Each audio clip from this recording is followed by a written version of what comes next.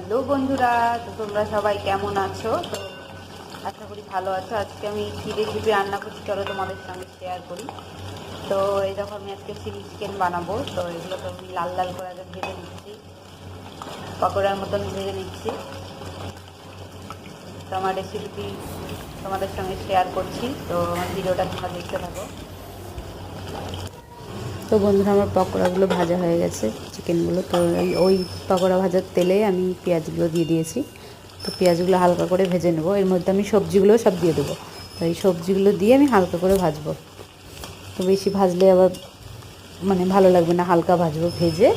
তারপর এর মধ্যে মশলাটা দিয়ে দেবো। এই যে মশলাটা আমি এখন দিয়ে দিচ্ছি, আদা রসুন লঙ্কা বাটা।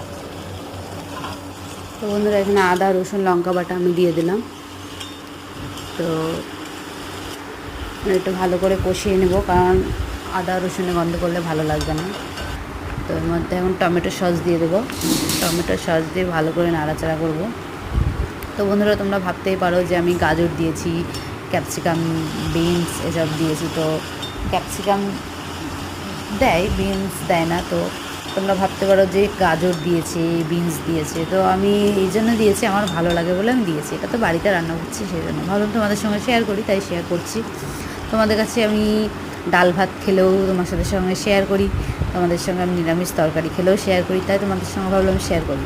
তো চলো, এর মধ্যে দিয়ে দিই সয়া সস। তো অল্প করে সয়া সস দিয়ে দিলাম, বেশি দিলে আমার আবার ভালো লাগে না, তাই অল্প দিলাম। একটু বেশি লাগে, তবু আমি কম দিলাম। তো যদি একটু খেতে অন্যরকম হয়ে যায়, সেই জন্য অল্প দিলাম। তারপর দেখো কী দিচ্ছি, চলো। এখানে হচ্ছে কর্নফ্লাওয়ার গুলিয়ে রেখেছিলাম জল দিয়ে। তো এই জলটা এখন দিয়ে দেবো, কর্নফ্লাওয়ারের জলটা দিয়ে দেবো। এটা ভালো করে নাড়াচাড়া করতে হবে, দিয়ে মিক্সড করে নেব।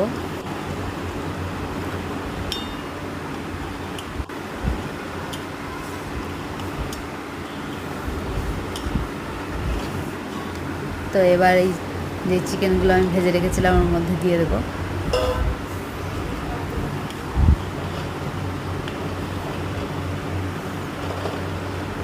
চিকেনগুলো দিয়ে দিলাম, এবার ফুটবে। তো আমি এটা ঢেকে দেবো, দিয়ে ও ফুটলেই হয়ে যাবে। তো বন্ধুরা, গ্যাসটা জোরেই দেওয়া আছে। তো আমার দেখো ফুটে গেছে, গ্যাসটা জোরে দিয়ে রেখেছিলাম। তো আমার এখানে চিলি চিকেন রেডি। তো বন্ধুরা, তোমরা কারা কারা খেতে পছন্দ করো অবশ্যই কমেন্ট করে দিও, আর ভিডিওটা ভালো লাগলে লাইক।